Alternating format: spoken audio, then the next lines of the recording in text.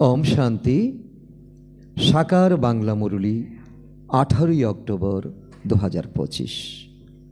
आज के बाबा बोलेছেন मिष्टि बाচ্चारा आत्म अभिमानी हये बसो এই চিন্তাই করতে হবে যে আমি একটি আত্মা। Point of light. দেহি অভিমানী হতে হবে। সত্যিকারের চার্ট রাখলে জ্ঞানী হতে পারবে, তাতেই অনেক লাভ। বাবা আজকের মহাবাক্যে আমাদের এই আধ্যাত্মিক জ্ঞানের প্রথম এবং ইম্পর্টেন্ট শিক্ষা, যেটা আমাদের জীবনের শেষ দিন পর্যন্ত চলবে, আত্ম অভিমানী হওয়া।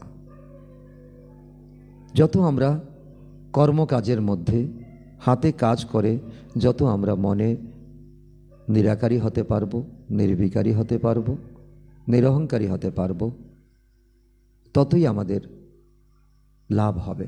লাভালাভকে কে না চায়? সকলে লাভ করতে চায় সংসারে। তো এই লাভ, এই দুনিয়ার লাভ তো ক্ষণস্থায়ী, আর এই লাভ পরমাত্মার দেওয়া লাভ, এ হলো আমাদের সঙ্গে যাবে, চিরস্থায়ী। তো এই জন্য এই আত্ম অভিমানী স্থিতি পাক্কা করার জন্য নিজেকে নিজে থটস দিতে হবে, সংকল্প দিতে হবে। আমি একটা চৈতন্য স্বরূপ আত্মা, দুই ভ্রুকুটির মাঝখানে বসে আমি সমস্ত কর্ম ইন্দ্রিয়কে চালাচ্ছি। ফিলিং করলে মুহূর্তের মধ্যে শান্ত স্নিগ্ধতা জীবনে এসে যায়, চারিদিকে এক বায়ুমণ্ডল গড়ে ওঠে। প্রশ্ন, অসীম জগতের নাটককে বোঝার মতো বাচ্চারা কোন নিয়মকে ভালোভাবে বুঝতে পারবে? কারণ এই ড্রামা, এই নাটককে যদি আমরা বুঝি, তো কোন নিয়মকে আমরা ভালোভাবে বুঝতে পারব? উত্তর, এটা হলো একটি অবিনাশী নাটক। এতে প্রত্যেক পার্টধারীকে পার্ট প্লে করতে তাকে তার সময় অনুসারে আসতেই হবে। কেউ বলে আমরা সদাকালের জন্য শান্তিদামেই থাকব, কিন্তু এরকম কোনো নিয়ম নেই, তাকে তো পাঠধারী বলা হবে না। এই অসীম জগতের কথা অসীম জগতের বাবা এসে তোমাদের শোনায়, আমরা অনুভব করি এই সময়। বাস্তবে তো আমরা মোক্ষ চেয়েছি, আর অনেক সাধুসন্ন মোক্ষকেই জীবনের আসল লক্ষ্য বলে মনে করে, কিন্তু মোক্ষ তো কোনো আত্মা পেতে পারে না। প্রত্যেক আত্মা, পরমাত্মা নিজে বলেন, আমিও ড্রামার মধ্যে আমি বাধা আছি, আমাকেও একটা সময় আসতে হবে, আসতে হয়।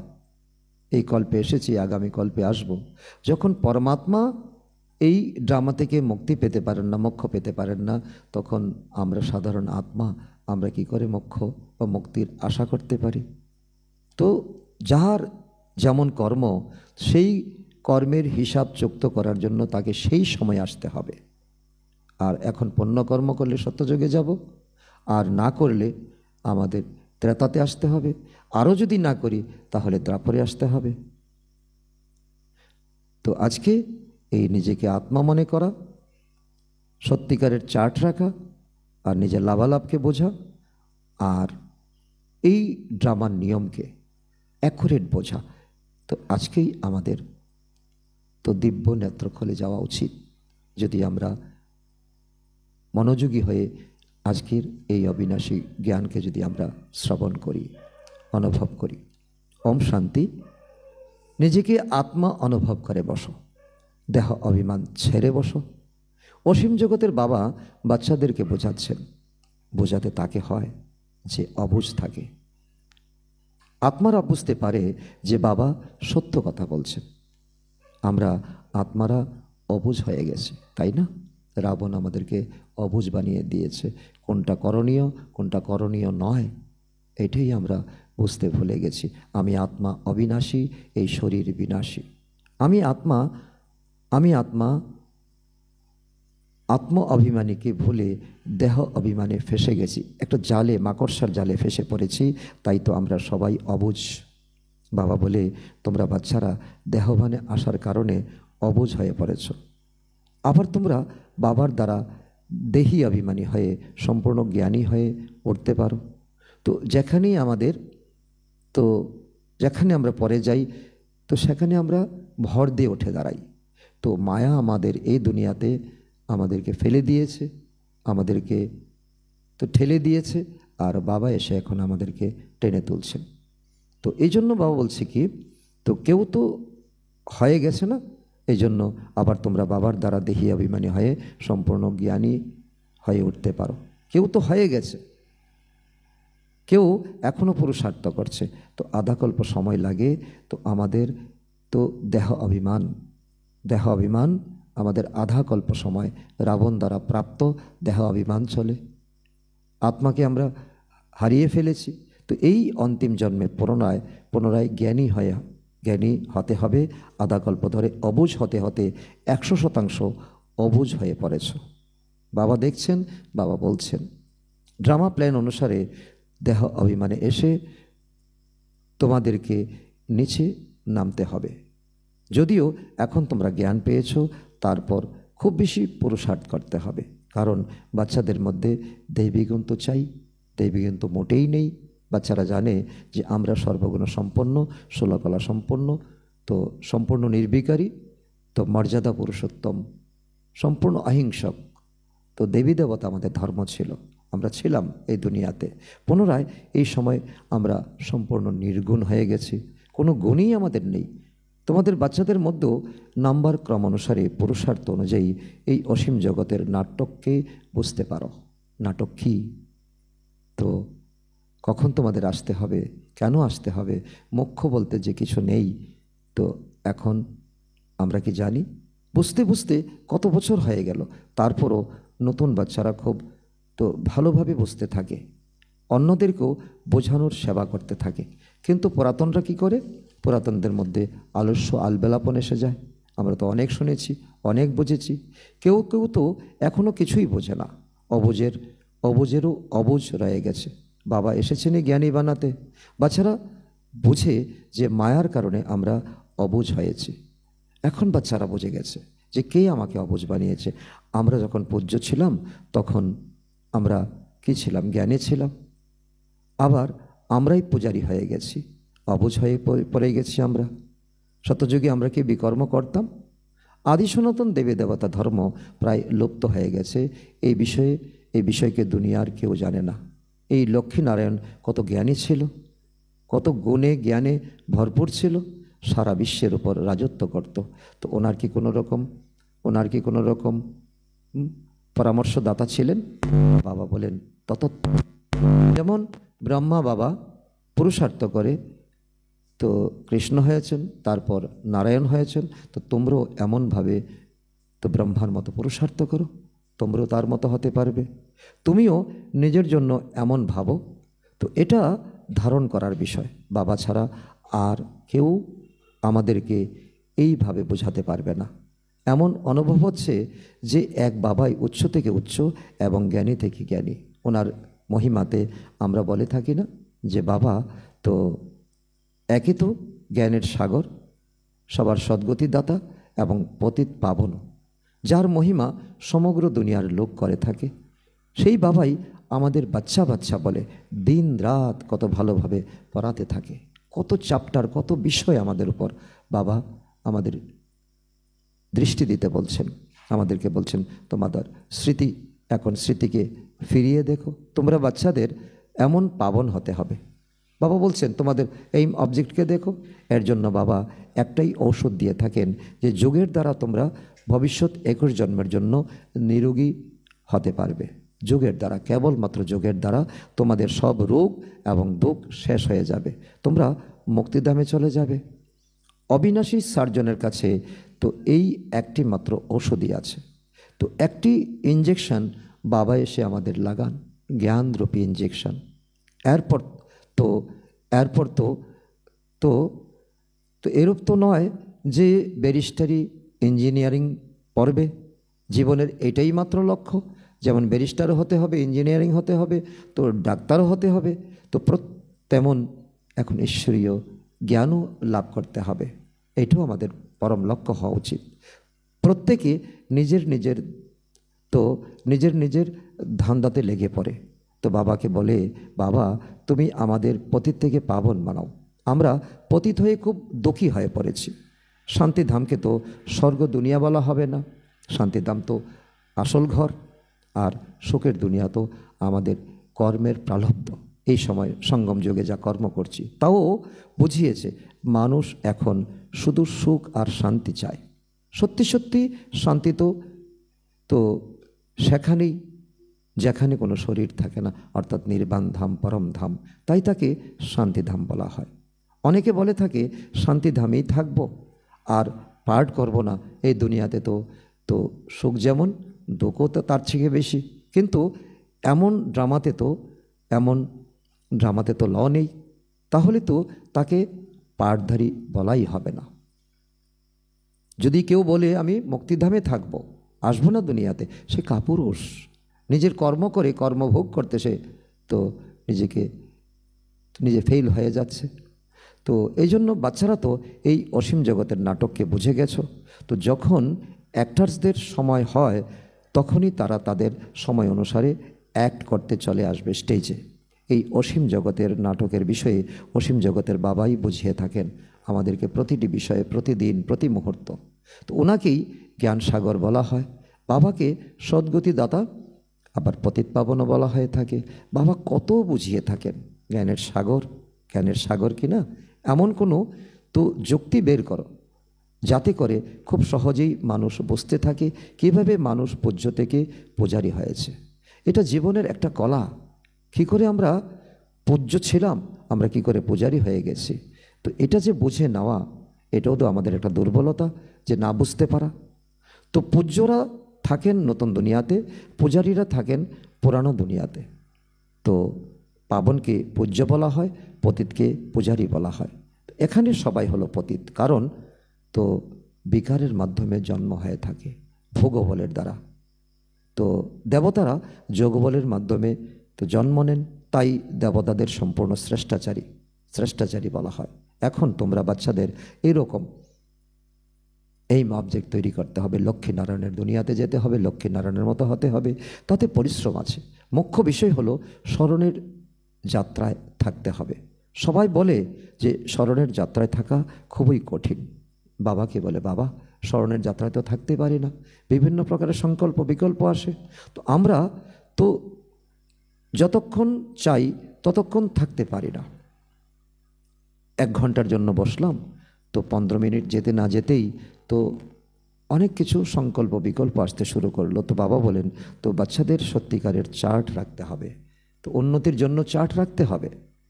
তাতেই, কারণ সারাদিনের চার্ট রাখলে কোথায় তোমার গাফিলতি হচ্ছে, কোথায় তোমার কমি, কোথায় তুমি নিচে পড়ে যাচ্ছ, তো কেন নিচে পড়ে যাচ্ছ, তো তাতেই তোমাদের অনেক লাভ। বাবা বাচ্চাদের এই জ্ঞান দেন যে আমাকে আমার স্মরণে থাকো, তোমরা অর্থসহিত যথার্থ রীতিতে স্মরণ করে থাকো।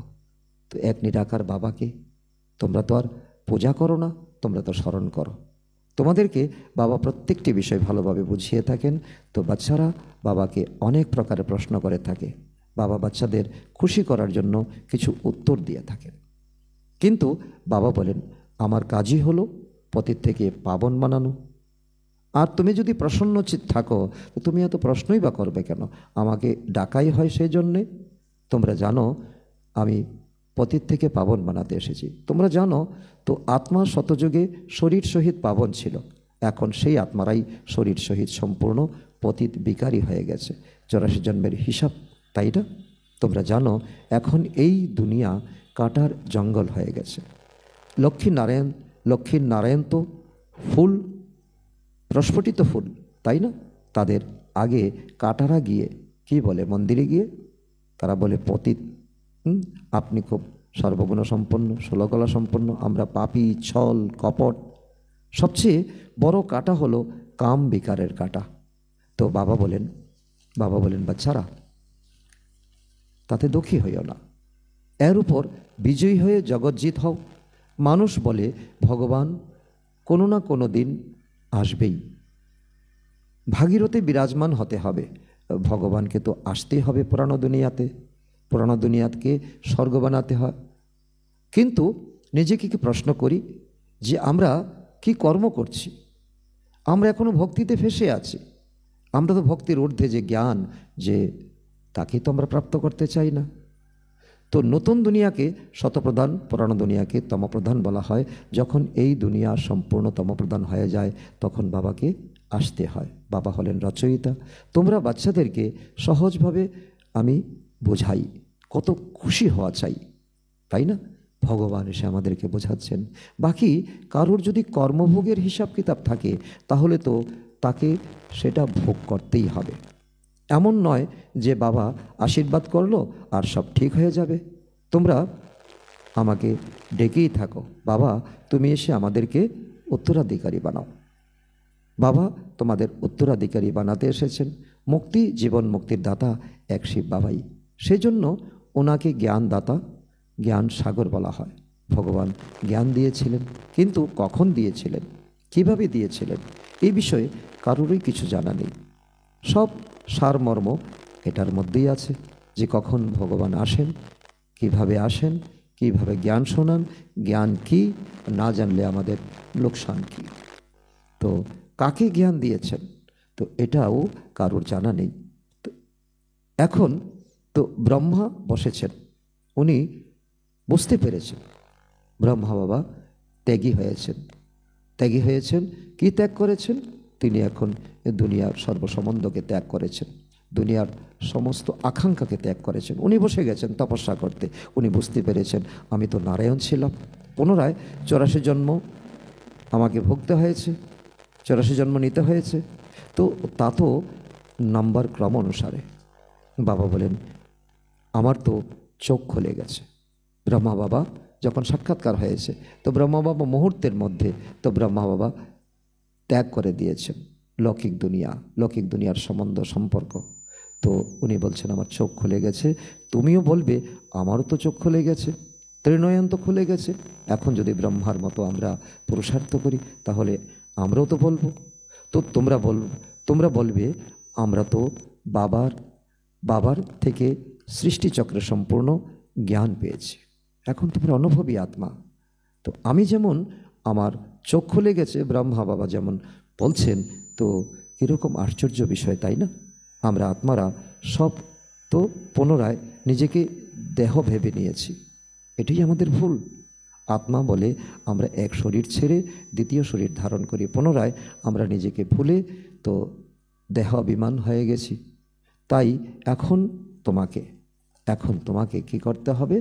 তো তো সর্বপ্রথমে তো বোঝাচ্ছি নিজেকে আত্মা বুঝে বসে যাও। এখন বসে যাওয়ার সময়, এখন পুরুষার্থের সময়। তো নিজের ভিতর মন্থন করো, আমি এক আত্মা, দুই ভ্রজগলের মাঝখানে আমি আছি, থেকে আমি সমস্ত কর্ম ইন্দ্রিয়কে চালাচ্ছি। আত্মাকে না জানার কারণে তো বাবাকে ভুলে যাও। তো স্মরণে আসে বারে বারে দেহ অভিমান। তো পরিশ্রম করতে হবে এখানে আত্ম অভিমানী হয়ে বসতে হবে। তো বাবা বলেন আমি তোমাদের রাজা বানাতে এসেছি, রাজারও রাজা বানাতে এসেছি। অর্ধেক যুগ তুমি আমাকে স্মরণ করেছ না, কোনো সমস্যার সামনে আসে তো আমরা বলি হায় রাম, আমরা আক্ষেপ করি, কিন্তু ঈশ্বর বা রাম কে তো সেটা কারোর কিন্তু জানা নেই। তোমাকে প্রমাণ করতে হবে জ্ঞানের সাগর, পতিত পাবন, তো সদ্গতি দাতা, সকলের সদ্গতি দাতা কে তোমাকে প্রমাণ করতে হবে জ্ঞানের দ্বারা। ত্রিমূর্তি পরমপিতা পরমাত্মা শিব। এখন তুমি অনুভবী হয়ে অনুভব করো ব্রহ্মা বিষ্ণু শঙ্কর, তো তিনের নাম তো একসাথে। তাই শুধু শিব জয়ন্তী নয়, কিন্তু ত্রিমূর্তি শিব জয়ন্তী কি বলা হবে। অবশ্যই যখন শিব জয়ন্তী হবে তখন তো ব্রহ্মারও জন্মোৎসব হবে, ব্রহ্মার সঙ্গে সঙ্গে তোমারও জন্মোৎসব। তো দুনিয়াতে এমন কি কোনো উদাহরণ আছে পিতার সঙ্গে সন্তানেরও জন্ম হয়? শিবের উৎসব পালন করি, কিন্তু তো ব্রহ্মা কি করেছেন? ব্রহ্মার কর্তব্য কি? লৌকিক, পারলৌকিক এবং সেই অলৌকিক বাবা। আমাদের তিন পিতা, তিনি প্রজাপিতা ব্রহ্মা। লৌকিক পিতাকে জানি, অলৌকিক পিতারও পরিচয় পেয়েছি, কিন্তু যিনি সম্পর্ক জড়িয়েছেন, অলৌকিক পিতা। তো উনিও প্রজাপিতা ব্রহ্মা। বাবা বলেন, নতুন দুনিয়ার জন্য এই নতুন জ্ঞান তুমিই পাচ্ছ, তুমি ভাগ্যশালী আত্মা। পুনরায় প্রায় লুপ্ত হয়ে যায়। তো এই সঙ্গম যুগ পেরিয়ে গেলে যখন সত্যযুগে চলে যাবে, তখন এই জ্ঞান লুপ্ত হয়ে যাবে। তো যাদের রচনা এবং রচতার জ্ঞান নেই, তো সে তো অজ্ঞানী রয়ে গেছে না? তো অজ্ঞান নিদ্রায় শুয়ে আছে। তো জ্ঞান দ্বারা দিন, ভক্তি দ্বারা রাত্রি। শিবরাত্রির অর্থও জানে না, তাই ছুটির দিনও বন্ধ করে দিয়েছে। এখন তুমি জানতে পেরেছ না, বাবা এসেছেন সকলের জ্যোতি জ্বালাতে। তুমি এই প্রদীপ জ্বালাবে, তো সবাই তো বুঝবে আজ কোনো বড়দিন। এখন তুমি অর্থসহিত জ্বালাও, কিছু লোকেই বুঝবে, তো তোমাদের ভাষণ সবাই বুঝবে না। এখন সারা বিশ্বে রাবণের রাজ্য চলছে, মানুষ কত দুঃখে আছে। ঋদ্ধিসিদ্ধি জানা লোক অনেক বিরক্ত করছে মানুষকে, অনেক প্রকারের ক্রিয়াকর্ম করছে। তো পত্রিকাতে বের হয় ওনার ভিতর প্রেতাত্মা আছে। তো তো অর্ধেক তাতে তো অর্ধেক দোষ দেয়। তো বাবা বলেন, এই ব্যাপারে তোমাদের কোনো সম্পর্ক নেই, ঋদ্ধিসিদ্ধির ব্যাপারে তোমাদের কোনো ইন্টারেস্ট থাকা দরকার নেই। তো বাবা সোজা কথা বলেন, আমাকে স্মরণ করো, তো তুমি পবিত্র হয়ে যাবে, তোমার সব দুঃখ দূর হয়ে যাবে। আচ্ছা, মিষ্টি মিষ্টি হারানিধি বাচ্চাদের প্রতি মাতা পিতা বাপ দাদার স্মরণের স্নেহ সুমন আর সুপ্রভাত। আত্মাদের পিতা তার আত্মারূপী বাচ্চাদের জানাচ্ছেন নমস্কার। আমরা আত্মারূপী সন্তানরা আমাদের মাতা পিতা বাপদাদাকে জানাই স্মরণের স্নেহ সুমন, সুপ্রভাত ও নমস্কার। ধারণার জন্য মুখ্য সার 1 নম্বর, যথার্থ রীতি বাবাকে স্মরণ বা আত্ম অভিমানী হবার পরিশ্রম করতে হবে, সততার সহিত নিজের চার্ট রাখতে হবে, তো তাতেই অনেক লাভ হবে। সবথেকে নাম্বার 2, সবথেকে বড় দুঃখ দেয় কাম বিকার, তার উপর যোগবলের দ্বারা আমাদের লাভ প্রাপ্ত হয়। পতিত থেকে পবিত্র হতে হবে, বাকি অন্য কোনো বিষয়ে তোমাদের কোনো সম্বন্ধ নেই। আজকের বরদান, প্র্যাকটিক্যাল জীবন দ্বারা তো পরমাত্ম জ্ঞানের প্রমাণ দিতে পারলে ধর্মযুদ্ধতে বিজয়ী ভব। এখন ধর্মযুদ্ধের স্টেজের উপর তোমরা আত্মারা দাঁড়িয়ে আছো। এই ধর্মযুদ্ধের উপর তো বিজয়ী হওয়ার সাধন নিজের প্র্যাকটিক্যাল জীবন, কারণ পরমাত্ম জ্ঞানের প্রমাণ প্র্যাকটিক্যাল জীবনের মাধ্যমে দিতে হবে। নিজের মূর্তির দ্বারা জ্ঞান এবং গুণ প্র্যাকটিক্যাল দ্বারা দেখতে পাওয়া যায়। তো নিজের প্র্যাকটিক্যাল ধারণা মূর্তির দ্বারা যে কোনো কাউকে শান্ত করতে পারা যায়।